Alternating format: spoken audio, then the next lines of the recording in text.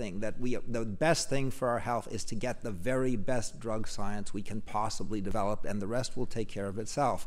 And I've been lamenting, in case you haven't noticed, the FDA's dreadful failure to move molecular medicine systematically into its protocols. And it's had 20 years to do this, and to tell us that they're working on it, it's too late now. When they're done, vote for the other side. But for tonight, vote for our side. But I would like to give you just a taste, which blew my mind when I read this, of the incredible new powers that medicine acquires once it begins doing molecular medicine, from scratch, thinking mechanistically about what drugs actually do.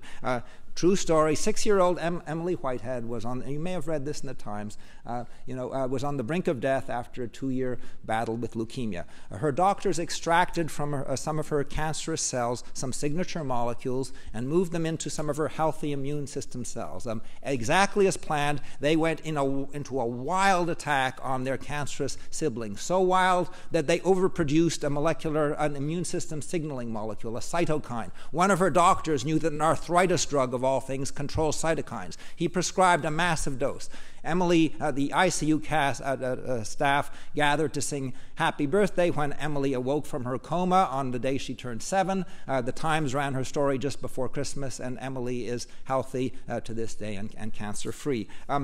We should be simply appalled, that intense molecular tracking and learning on the fly and measuring everything you possibly can in sight during clinical trials isn't just the norm today, rather than an exception you have to go through to a special rule to even find. What are we thinking when we tell the doctors, to put on blindfolds and do no adaptation, no significant learning during the trials? The diseases that are probably going to kill you and you and you and me and the people we love are going to require complex arrays of drugs, prescribed in complex ways. We have to do molecular medicine. The FDA isn't Peter doing Huber, it. I'm sorry, your time is up. Yes, Thank you very much. Thank you.